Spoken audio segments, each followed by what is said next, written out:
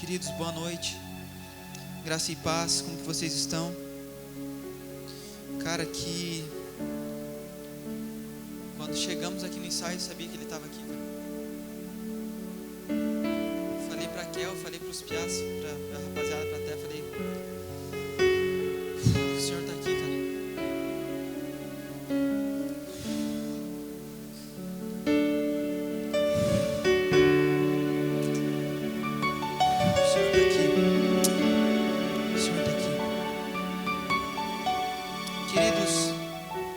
Teu coração para receber algo nessa noite. Abram uma Bíblia de vocês em Lucas 19:10.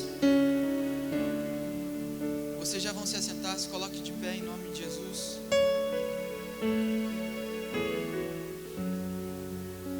Olha, cara, quero te dizer uma coisa. Hoje eu vou pregar pela primeira vez, eu acho, com essa Bíblia aqui. É um presente muito especial que eu recebi da minha querida esposa. E tem uma frase atrás que diz o seguinte, um versículo: com homens isto é impossível, mas para Deus, com Deus, todas as coisas são possíveis. Mateus 19:26. Cara, eu não sei o que você está passando, eu não sei o que você está passando na tua vida pessoal, na tua vida profissional, emocional. Se tem alguém da tua família passando por algum problema, ou você aí na tua casa, eu quero te dizer uma coisa, cara: com Deus, todas as coisas são possíveis. Não tem causa que o Senhor não possa mudar, não tem jugo que o Senhor não possa quebrar, não tem onda que o Senhor não possa fazer diminuir, não tem mar que o Senhor não possa fazer se acalmar. Quando nós colocamos o Senhor no governo, no controle das nossas vidas, não tem causa impossível para Deus. Amém? Abram a Bíblia de vocês em Lucas 19.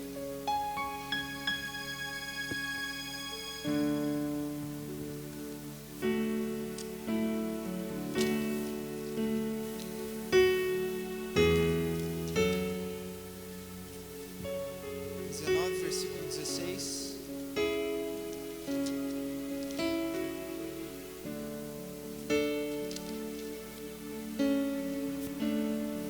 Todos acharam? Ou melhor, Lucas 19:10 fala o seguinte: porque o Filho do Homem veio para buscar e salvar o que estava perdido. Repita comigo: porque o Filho do Homem veio para buscar e salvar o que estava perdido. Vou ler mais uma vez: porque o Filho do Homem veio para buscar e salvar o que estava perdido. Que palavra poderosa. Pai, em nome de Jesus, ministra aos nossos corações. Nós precisamos, Senhor Deus, da sua glória. Nós precisamos receber algo novo da parte do Senhor. Nós precisamos ser tomados por Ti. Nós precisamos ser impactados por Tua glória, Senhor. Senhor Deus, não tem jugo, Senhor Deus, que fique de pé.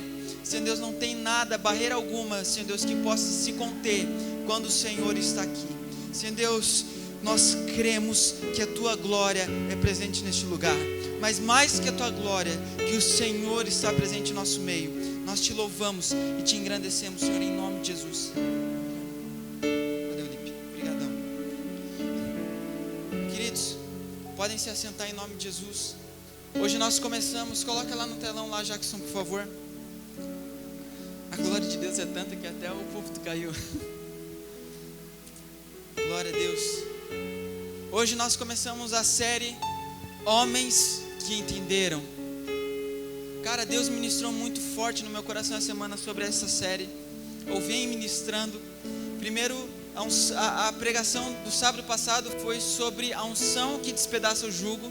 E hoje eu quero ministrar, hoje o Senhor quer ministrar através da minha vida uma palavra sobre homens que entenderam.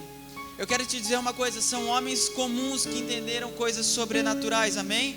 Querido, nesse momento não disperse a sua atenção. Nesse momento eu peço para que você foque o que vai ser liberado nessa noite. Eu peço para que você coma as palavras que forem sair da minha boca, porque são palavras que saem da boca do Senhor, amém? Querido, você não Não coloque suas expectativas em mim, coloque suas expectativas no que o Senhor quer liberar nessa noite, na palavra que o Senhor quer liberar. Aumente suas expectativas, amém? Queridos, hoje o primeiro avivalista que vai ser ministrado hoje é John Wesley. E eu quero, esse cara é top, cara. John Wesley, eu pensei em pregar, Gabriel, pensei em pregar sobre Lutero para começar desde o começo, mas o Senhor falou, não, cara, é sobre John Wesley. E ao ler eu comecei a buscar entender o que ele queria que fosse falado. E eu vou ler um pouquinho a respeito dele. O tema de hoje é Wesley, o homem que entendeu o perdão de Deus. Eu falei para você trazer seu caderno e eu peço para que você anote somente alguns tópicos. Primeiro, o tema da pregação, Wesley, o homem que entendeu o perdão de Deus. Bom, o nome desse homem é John Wesley. Ele nasceu em 28 de junho de 1703 em Epworth, Inglaterra. Morreu em 2 de março de 1791, aos 87 anos, em Londres, Inglaterra, Reino da Grã-Bretanha. Cara, John Wesley, ele viveu no século XVIII em uma sociedade, presta atenção nisso, queridos, em uma sociedade conturbada pela Revolução Industrial, onde crescia muito o número de desempregados. Isso lá no século XVIII, não 2021, lá no século XVIII. A Inglaterra estava cheia de mendigos itinerantes, políticos corruptos, vícios e violência generalizada. O cristianismo, em todas as suas denominações, estava definhando, ao invés de influenciar, o cristianismo estava sendo influenciado de maneira alarmante pela apatia religiosa e pela degeneração moral. Cara, isso eu estou falando lá no século XVIII, eu não estou falando do século XXI, eu estou falando no século XVIII. Parece que a gente está falando de Lages, né, cara? Parece que a gente está falando do agora, né, do que estamos vivendo. Olha, veja bem, corruptos, políticos corruptos, desemprego correndo solto, sabe, mendigos itinerantes, as igrejas, cara, infelizmente, sendo influenciadas e não influenciáveis pela cultura do mundo, pela pobreza. Vou trazer um pouquinho mais para o nosso contexto, subindo o entretenimento, deixando o entendimento. De maneira alarmante pela apatia religiosa e pela degeneração moral. Dentre aqueles que não se conformavam com esse estado paralisante da religião cristã, sobressaiu-se John Wesley, primeiro durante o tempo de estudante na Universidade de Oxford, e depois como líder no meio do povo. John Wesley é o 15º filho do ministro anglicano Samuel e de Susanna Wesley, que nasceu em dia 17 de julho de 1703, na Inglaterra.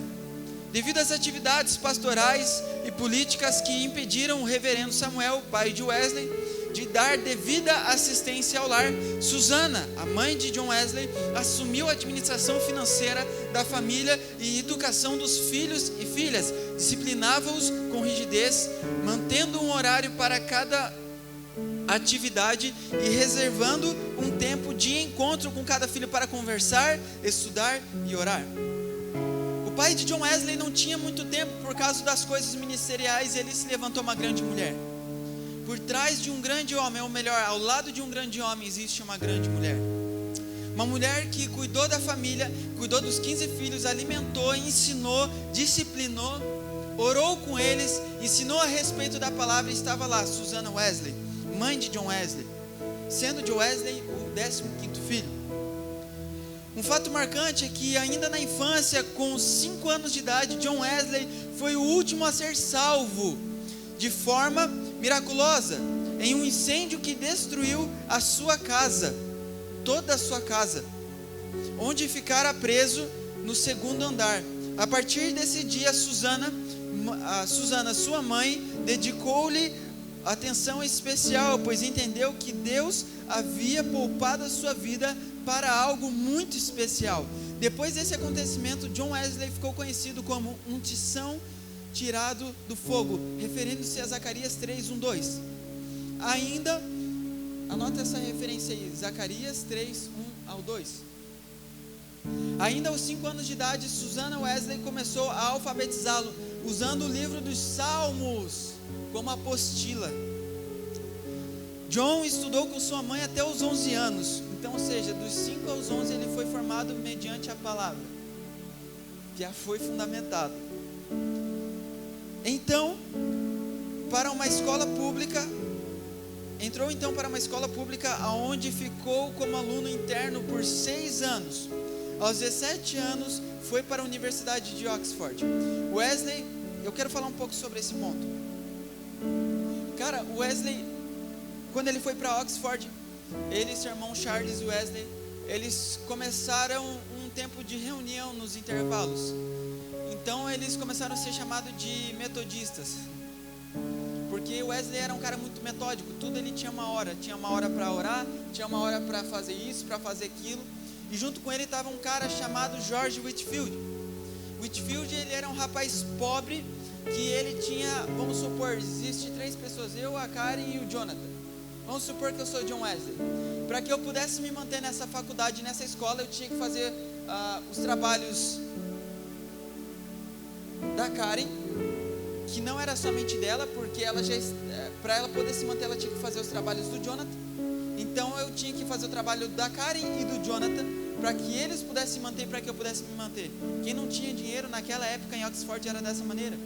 Eles tinham que simplesmente, o cara era tipo assim, o engraxate do engraxate do engraxate, entendeu? Era o cara que tinha que polir o sapato dele, tinha que polir o sapato da Karen, e era o cara que tinha que polir o sapato do Jonathan, sendo que o sapato do Jonathan era para Karen polir, entendeu? Então nesse tempo ele conheceu um cara chamado George Whitefield. Todos eles com 17 anos começaram a fazer células, tempos de oração e compartilhar da palavra. Na próxima vez no decorrer dos dias eu vou estar falando sobre George Whitefield, mas vamos voltar a atenção sobre Wesley.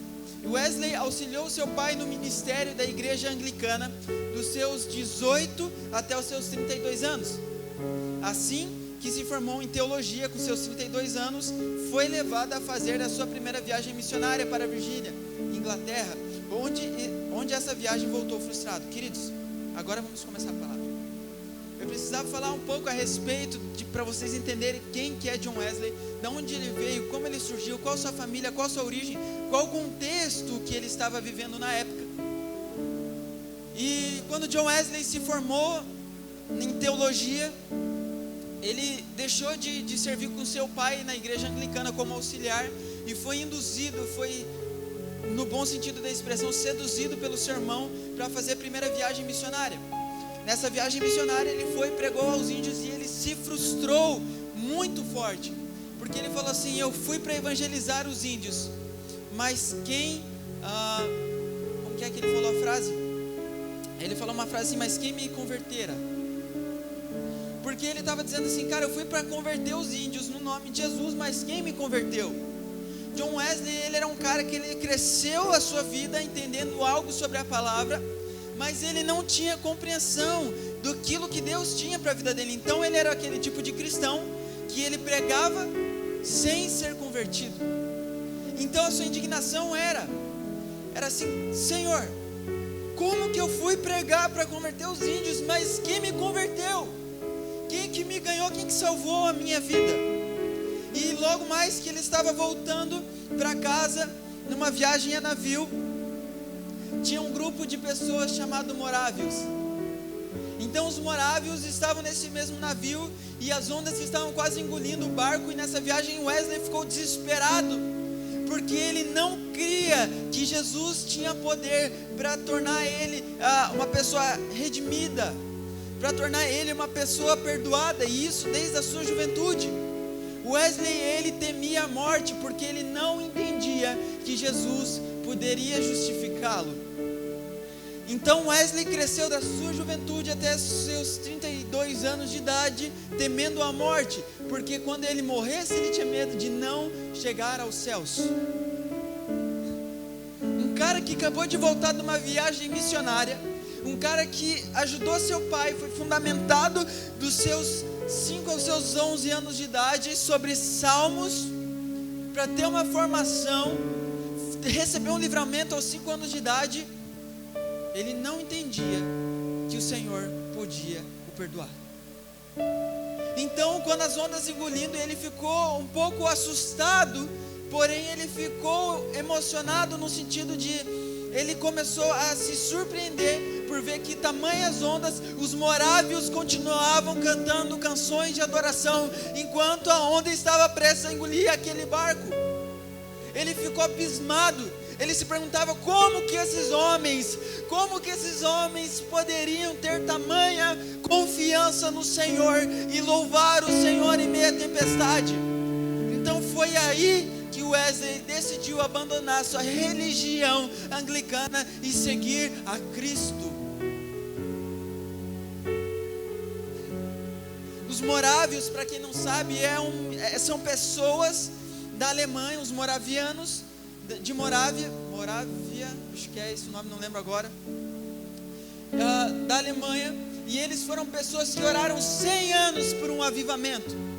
E logo depois eles estão indo de viagem num barco, e por meio daquela canção, Na Tribulação, Deus ativa um dos maiores avivalistas da história, John Wesley, um cara todo metódico para fazer coisas fora da metodologia. Então aquele homem decide seguir a Cristo verdadeiramente. Vocês estão entendendo? Logo depois disso, John Wesley, um certo dia às 8h15 da manhã, estava ouvindo um sermão que foi escrito por Martinho Lutero. E a história conta que quando ele ouvia, segundo as palavras dele, enquanto eu ouvia aquela mensagem, o meu coração se aqueceu, o meu coração queimou. A igreja não precisa de pregadores que pregam algo metódico. A igreja precisa de homens que pregam uma mensagem de reforma. A igreja brasileira, os jovens precisam de pessoas que pregam o evangelho genuíno, que não está entre as 4 paredes. Não estou dizendo as 4 paredes simplesmente prédio, mas estou dizendo em relação a doutrinas religiosas do evangélico, do católico. Não, a igreja precisa, as nações precisam de homens que entenderam o propósito da reforma. Irmãos, alguém pode desligar um pouquinho o ar, por favor? A igreja precisa de pessoas que precisam, porque preguem o evangelho genuíno, porque não é mensagens comuns que vão aquecer os nossos corações, são mensagens de reforma, são mensagens de transformação, são mensagens verdadeiras, porque mensagens apáticas, o mundo já está cheio de uma igreja que prega uma certa religião, uma certa santidade num pódio em que as pessoas olham e falam assim: eu jamais vou conseguir chegar lá. Não, nós não precisamos de uma mensagem dessa maneira. Nós precisamos de uma mensagem que confronte os nossos corações, que aqueça as nossas vidas, para poder vivenciar o poder do evangelho de Deus. Aquela mensagem que diz que ainda existe céu e inferno, aquela mensagem que diz levanta-te e ande, aquela mensagem que diz rasga os telhados para que o paralítico possa descer. Sabe, a igreja está precisando de uma mensagem genuína de Deus, não de entretenimento, mas de evangelho, não de mimi, mas sim de verdades confrontadoras. Se levantou naquele dia às 8h15 da manhã um homem que rendeu seu coração a Cristo, por ouvir uma igreja que orava. Os morávios oraram 100 anos por avivamento, e lá se levanta um homem, John Wesley, um homem que recebeu um livramento, um homem que até então não entendia o amor de Deus, e logo depois ele fundou a igreja metodista. Tudo começou no colégio. Um dos pilares principais sobre a igreja de John Wesley, pelo menos naquele tempo, porque hoje as igrejas, todos nós precisamos de uma reforma verdadeira, mas naquele tempo era que todos podem obter a salvação por meio do perdão de Jesus. Um cara que não entendia o perdão de Jesus, ele compreendeu e colocou como fundamento do seu ministério. um homem que se levantou e foi e pregou para mais de 14 mil pessoas ao ar livre. Um homem que se levantou, se posicionou e gerou a reforma na igreja. Meus queridos, Deus procura homens que se levantam por uma reforma, não debaixo de uma negligência, no sentido de eu não preciso de alguém que me cubra, mas debaixo de um fundamento da palavra. Deus vai levantar pregadores que preguem fora das quatro paredes, para cruzadas e avivamento, mas homens que somente são fundamentados na palavra de Deus, nada além. Não existe extra bíblico, não. Extra bíblico é heresia. Existe a verdade da palavra de Deus. Aleluias, aleluias. Meus queridos, Cristo está carente de jovens que vivem sua vida doutrinada no Evangelho, não doutrinada numa doutrina que é pregada no YouTube, mas uma doutrina que é genuína. Não alguém que é discipulado pelo YouTube, alguém que é discipulado por uma pessoa submissa a Deus. Billy Graham disse, numa crise dele, os amigos dele começaram a perguntar assim: como que você crê que a Bíblia é tão verdadeira assim? E ele começou a entrar numa crise, e um dia ele fez uma oração. Ele falou assim: Senhor, assim como o Senhor, como eu sou salvo pelo Senhor, pela mesma fé eu decido crer que a tua palavra é verdadeira. E ele continuou pregando. Reis, príncipes, pessoas do mundo inteiro, presidentes, queriam que Billy Graham sentasse do lado e os aconselhasse, porque ele queria o que ele tinha. Billy Graham falou uma coisa: somente a palavra. Solo, o que é? Solo?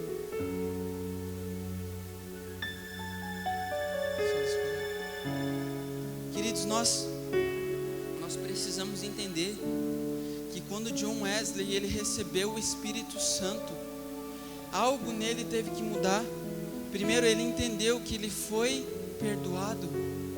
Segundo, ele entendeu que todos podem ser perdoados. Nós jamais seremos uma igreja que busca gerando avivamento sobre as nações, sobre a nossa cidade, se nós não entendermos que somos perdoados. Eis que todas as coisas velhas já passaram, e eis que tudo novo se fez. Meu querido, você pode ter 200 anos de igreja, mas se você não entender que pela fé você foi justificado, jamais vai entender a necessidade do arrependimento. E se você não entender, se nós não entendermos a necessidade do arrependimento, jamais vivenciaremos a essência do avivamento. Nós precisamos entender quais são os propósitos de Deus, quais são os fundamentos. Gabriel, nós queremos pregar em Lages, nós queremos pregar aí para o mundo. Glória a Deus. Se fundamente na palavra. Porque, queridos, quando Deus fala algo em nós, algo dentro de nós morre. Sabe, quando eu vi essa frase que o Douglas Gonçalves falou, cara, assim, que quando eu abro o YouTube, eu não abro para ser discipulado, cara. Eu abro para receber uma palavra às vezes, mas eu tenho a compreensão que lá não é minha igreja. A minha igreja é essa casa de oração, ou melhor, o local onde eu me reúno com os meus irmãos, com as outras igrejas, é onde eu me conecto, sabe, com o cabeça. É onde o Espírito Santo, ele nos une como um corpo, sabe, a mão com o braço com o ombro com o tronco e tudo com a cabeça. Quando eu venho para esse lugar, para essa casa de oração, eu tenho a compreensão que é aqui que eu sou confrontado, não é no YouTube. Eu tenho a compreensão que não é por 3 minutos que eu sou discipulado e eu recebo um alimento nutritivo. Não. 3 minutos, cara, é comida artificial que você come e logo mais precisa comer mais. Mas quando nós compreendemos que na casa de oração nós somos confrontados, discipulados, mentoreados, repreendidos, nós compreendemos que sobre esta rocha nós edificamos a igreja. Ah, Gabriel, cara, sabe, algo tem me deixado irado nesses últimos dias, é conversar com pessoas que acham que entendem de Bíblia, que acham que entendem da verdade, e fala que não precisa congregar. Então Paulo foi fazer o quê? Implantando igrejas na Ásia, foi bater palma, foi abrir comércios? Paulo foi fundamentar uma igreja fundamentada. Meus irmãos, precisamos confrontar o sistema do mundo, pois há um espírito maligno querendo arrebentar com as doutrinas do Evangelho. Aonde estão os reformadores? Aonde estão a igreja que se levanta? Aonde estão os fundamentados no Evangelho? Aonde estão os reformadores? Aonde estão, sabe? O Senhor estava me falando algo, Ele falou assim: Gabriel, eu estou à procura de homens que digam a verdade. Cara, uma reforma no meu coração todos os dias. Logo mais, se o Senhor permitir, terá uma ministração chamada Largue Tudo por Cristo. Nós estamos sendo encaminhados para esse dia. Nós estamos, sabe, caminhando para esse lugar. Nós estamos chegando lá, Jonathan. Mas primeiramente nós precisamos ser homens e mulheres que entendam a verdade do Evangelho. Meu querido, saiba dizer não, saiba discordar, sabe fundamentar a igreja. Como fundamentar a igreja, Gabriel? Se eu não tenho microfone, se eu não tenho altar, nós fundamentamos, edificamos a igreja quando o nosso irmão do lado está se corrompendo em achismos, em entretenimento, e nós dizemos que a palavra quis falar sobre isso. Não é isso que você está dizendo. O que a palavra quis dizer sobre isso é sobre isso e aquilo. Onde estão os reformadores da igreja? Deus não me chamou sozinho. Deus chamou você. Deus chamou a nós para que possamos vivenciar um avivamento genuíno. Aonde estão aqueles que entenderam? Aonde estão aqueles que entendem, igreja? Tudo começou num colégio. Cara, sabe o que me indigna, que eu estava conversando, eu até fiz um post sobre isso, o último post lá, se você puder ver, leia aquilo lá, por favor. Eu falei a respeito da tolice do povo em relação ao governo e tantas outras coisas. Cara, a nossa nação tá o que tá, do jeito que tá, não por causa de alguém que está lá, cara, por causa do povo que não estuda. A Bíblia fala: o povo perece por falta de conhecimento. Não é um conhecimento somente sobre quem Deus é, mas é um conhecimento físico. Nós precisamos entender quem estamos buscando colocar no governo. E outra coisa, nós não podemos viver por aquilo que vemos, mas por aquilo que cremos. Nós não fomos chamados para viver no tempo, sabe, Cronos, mas nós fomos chamados para viver no tempo Kairos. Quando nós vivemos no tempo Kairos de Deus, o tempo Cronos não afeta os nossos olhos. Aleluias. Mas nós começamos a entender: Senhor, o que o Senhor quer para a sua igreja hoje? O Senhor quer que eu ore pela nação, sabe? Muitas vezes nós votamos em alguém porque nós não estudamos sobre quem essa pessoa é, por acharmos que é a melhor opção. Nós precisamos dobrar nosso joelho e buscar em Deus a solução do Brasil. Não está em um homem, está em Cristo. Não está num governo corrupto, não está em um novo mandato, não, uma reeleição muito menos. Está em Jesus, que é a causa perfeita, e Ele traz a paz que excede todo entendimento. Quando Cristo governa a sua vida financeira, a sua vida emocional, a sua vida, sabe, profissional, em todos os sentidos, são alinhadas, porque a paz que excede todo entendimento vem do Senhor. Homens que se portaram de forma diferente, eles não eram bonitos, sabe? Muitas vezes nós se preocupamos demais sobre o que os outros vão achar da forma que nos vestimos, ou na forma que nós andamos. Não, cara, nós precisamos entender que Deus não se importa com a aparência. Deus precisa de um coração em chamas. E não é uma pregação metódica que vai mudar seu coração, é uma pregação avivada. Pode ser você, Felipe, você pode ser esse homem. Esther, você pode ser essa mulher. Cauã, você pode ser esse homem da reforma. Sabe, cada um de nós podemos ser um avivalista, um evangelista, uma pessoa que entendeu o propósito de Deus. Um outro princípio que Wesley estabeleceu sobre a sua igreja, ou melhor, a igreja que ele fundou, né? Porque a igreja é de Cristo. Ele falou assim: independente da pessoa, se ela tiver muito conhecimento ou pouco, deixa ela pregar. Ele não excluiu essas pessoas de perto dele. Ele falou assim: deixa que façam, sabe, deixa que preguem, porque é muito melhor quando a oração de um justo é poderosa e eficaz. Vamos trazer isso para a palavra.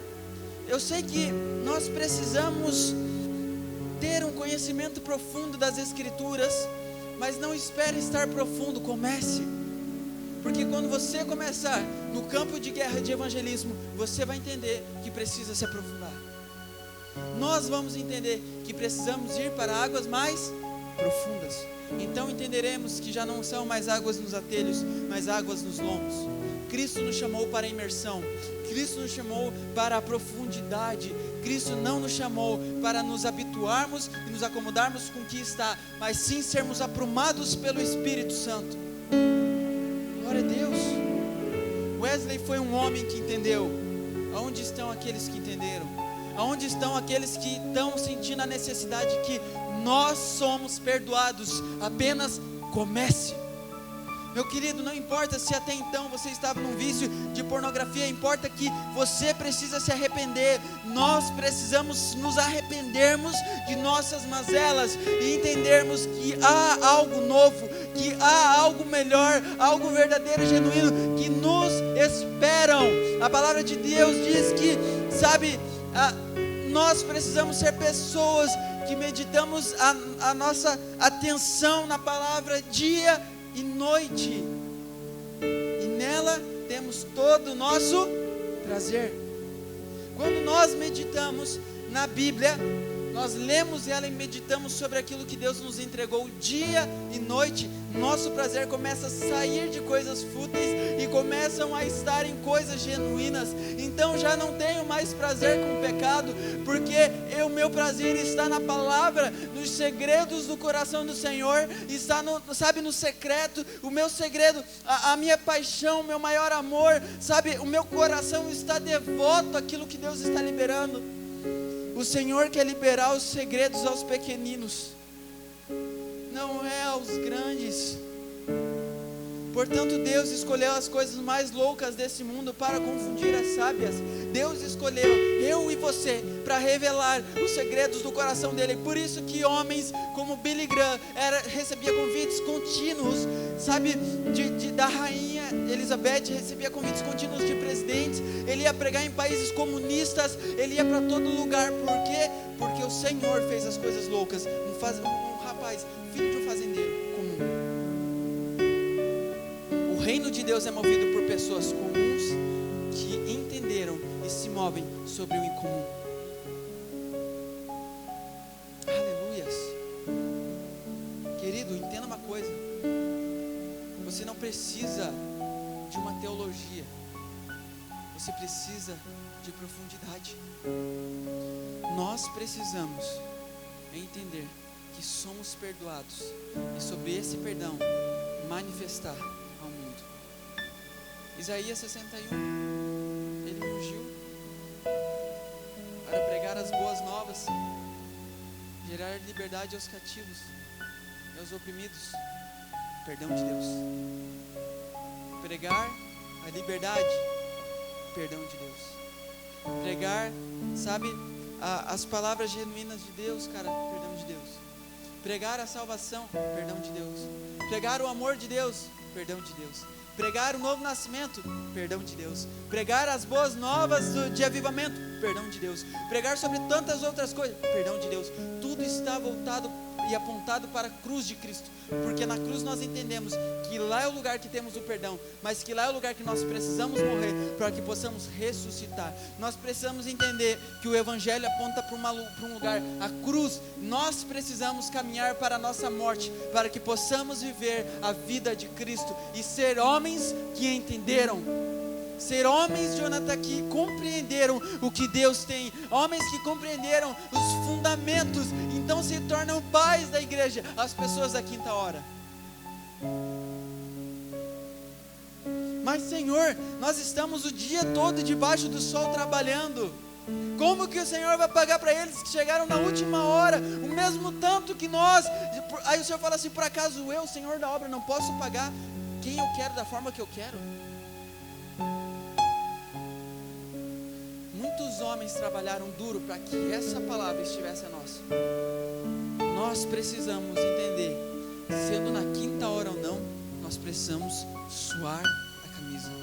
Existe uma igreja que nos espera lá fora. Existem pessoas que precisam da pregação do Evangelho. Existem pessoas que anseiam por pessoas, homens e mulheres que entenderam. Meu querido, se você que é jovem, você estuda, vá pregar o Evangelho na tua escola. Se você é alguém que está no seu trabalho, pregue o Evangelho, ore por cura, liberte os cativos. Sabe, meu irmão, seja a igreja, flua naquilo que o Espírito Santo te deu, na medida que Ele te deu, mas em nome de Jesus, não vá abrir a sua boca para falar besteira, não abra a sua boca para falar asneira, se fundamente, sabe, se alicerce na palavra, porque aquele que abre a boca para falar besteira da palavra verdadeira, sem entender o que ela está falando, é melhor que se cale, para que não corrompa alguém, mas por favor, se fundamente na palavra, e você vai ver o Deus da palavra agindo na sua vida, você vai ver a unção que despedaça o jugo, você vai ver o poder de Deus ecoando na sua vida, e você vivenciando os propósitos de Deus. Aleluia! Se fundamente, sabe, seja alicerçado, viva debaixo dela, caminhe por ela, viva por ela, morra por ela. Homens como, sabe,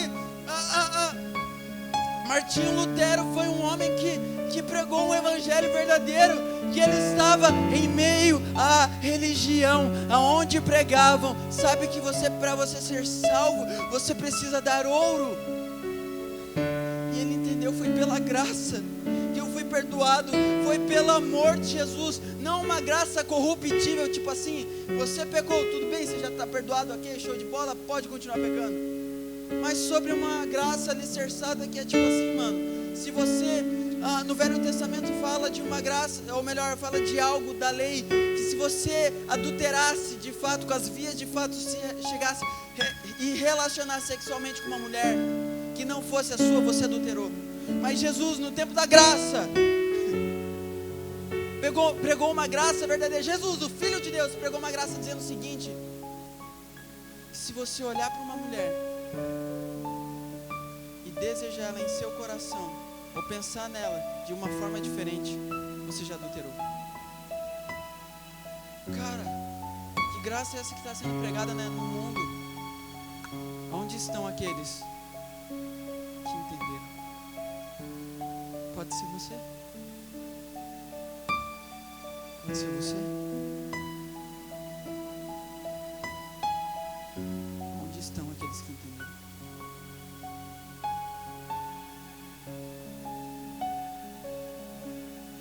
Onde estão aqueles que entenderam? O que impede, Jonathan, de pregar o evangelho no teu trabalho? O que impede de mandar uma mensagem de evangelho? Ai, cara, mas as pessoas vão achar brega. Você acha que eu não pensei isso já? Que ache brega.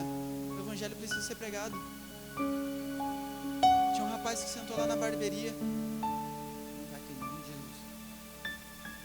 Caiu. Jesus. E eu estava conversando com um cara e entrei sobre política. Assim, eu normalmente não... Eu sou bem neutro, então eu não levanto bandeira política, eu não falo sobre religião, falo sobre Cristo. Cristo não é uma religião.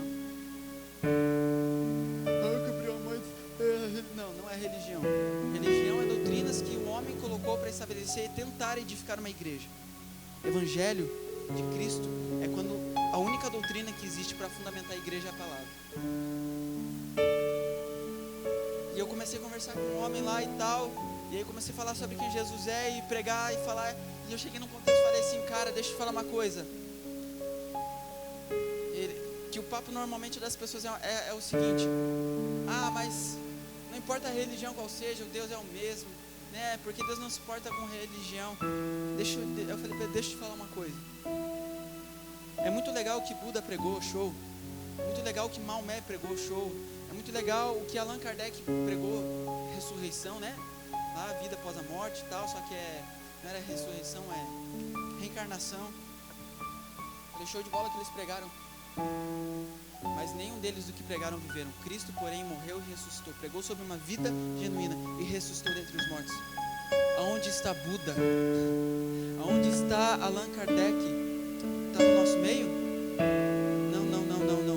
E eu vou te dizer uma coisa: por que querer pregar uma reencarnação num mundo prostituído e caído, sendo que eu posso viver o avivamento, eu posso viver a ressurreição num lugar onde se chama Nova Jerusalém, onde não há deficiência, onde não há corrupção, onde não há pecado, onde não há mentiras, onde, sabe, por que pregar uma reencarnação se eu posso pregar a ressurreição? E ele falou pra mim assim, cara, isso é muito verdade. Um cara barbudão assim, falou assim, cara, faz sentido o que você está falando. Onde que é a tua igreja? Eu falei, cara, a gente não segue, a gente não é de religião. Não, eu sei, mas onde é a tua igreja? Eu falei, cara, eu congrego num lugar assim, assado, lá na comunidade Ceará. Vem pra Ceará você também, vem. E o cara falou assim, cara, é isso. As pessoas precisam entender isso. Eu falei para eles assim, a mudança do mundo não está num novo político, a mudança do mundo está no Filho de Deus, está em Cristo.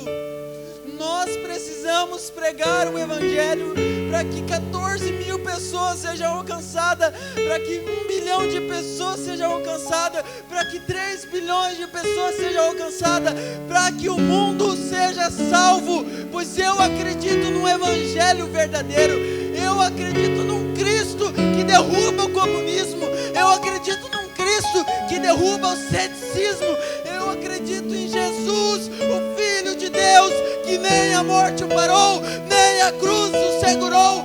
Eu acredito no Deus da palavra, eu acredito num Deus que vive, num Deus que cura, que liberta, eu acredito. E por Ele nós devemos nos fundamentar, para que haja ousadia do Espírito, para que haja, sabe, mover do Senhor. Eu quero finalizar te dizendo algo. Você sabia que Billy Graham foi um cara que foi pregar lá na Cortina de Ferro em Moscou, na Rússia, na época do comunismo, onde tinha todos os outros representantes de religiões e tudo aqueles que odiavam cristãos, e ele teve a palavra. Ele falou assim, meu nome é Billy Graham e eu me apresento como servo do Senhor Jesus Cristo. Meu Deus, num país comunista, cara, onde estava o ápice do comunismo.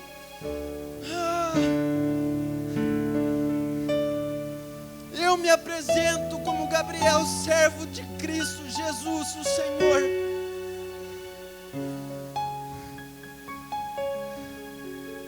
E sabe qual é a consequência dessa pregação? No meio onde todos os outros, só ele como cristão, falando sobre Jesus, aconteceu a Guerra Fria, o Muro de Berlim, o racismo. No dia 11 de setembro, onde teve a queda das Torres Gêmeas, quem foi o preletor chamado?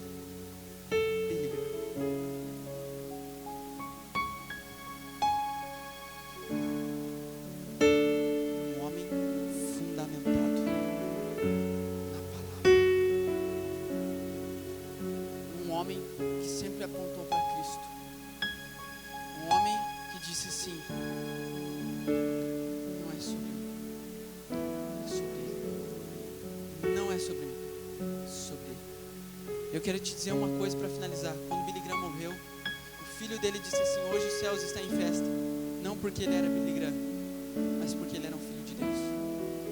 O filho de Deus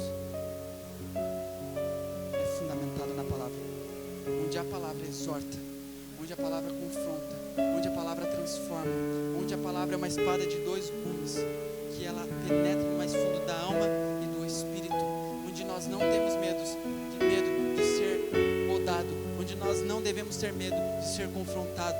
É pela palavra que a sua igreja será edificada. Por isso Pedro foi um homem que aos seus 70 e poucos anos de idade, ao ser crucificado, disse assim: Senhor, ou melhor, me virem de cabeça para baixo, porque eu não sou digno de morrer como meu Senhor. Foi fundamentado